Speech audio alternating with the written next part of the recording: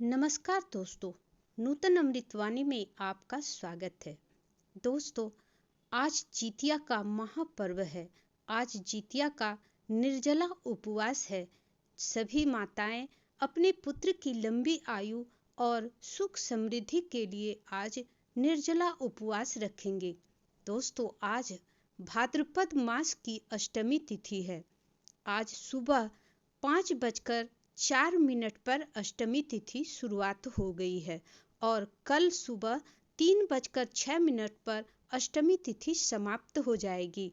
आज दिन भर निर्जला उपवास किया जाएगा और उसके बाद डलिया भरा जाएगा।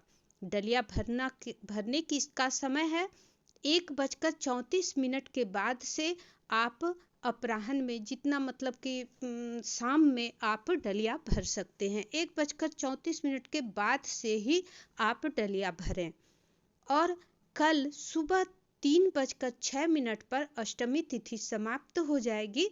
उसके बाद आप व्रत का पारण करें। तो चलिए आज के वीडियो में मैं आपको बताती हूँ कि डलिया कैसे भरेंगे।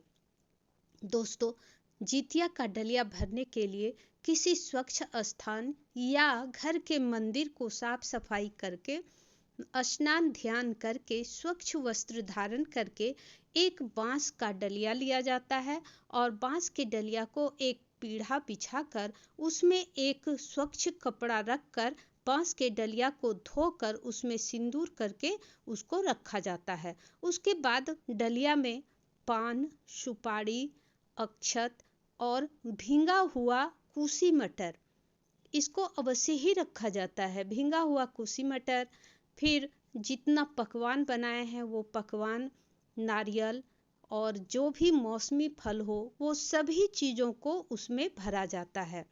उसके बाद जितिया का एक आता है, जितिया भी बना करके आता है। वो जितिया आप भर सकते हैं।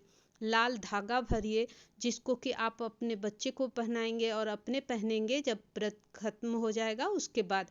तो इस सब चीज़ों को उसमें भरा जाता है और उसके बाद भगवान शिव जी का, माता पार्वती का और गणेश भगवान का मूर्ति स्थापित किया जाता है। उसके बाद सभी भगवान को पूजा जाता है। सभी भगवान को विधि विधान से पूजा किया जाता है।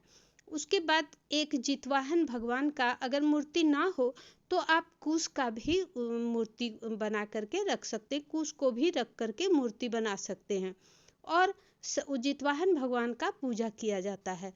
उसके बाद डलिया में फूल, अगरबत्ती इत्यादि दिखाकर चारों तरफ से और उसके बाद पानी से चारों तरफ से नीच दिया जाता है।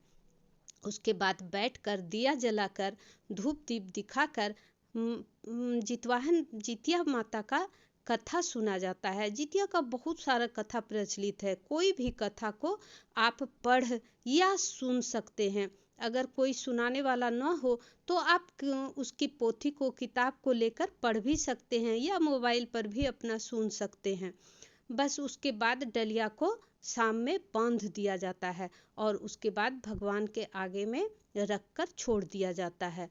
दिया को जलते हुए ही छोड़ना चाहिए, उसको बुताना नहीं चाहिए, थोड़ा सा अलग करके रख देना चाहिए।